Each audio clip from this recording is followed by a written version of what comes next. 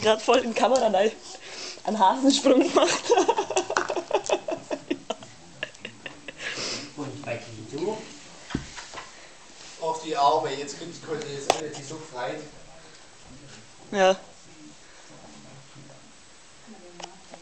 Die hat die so frei.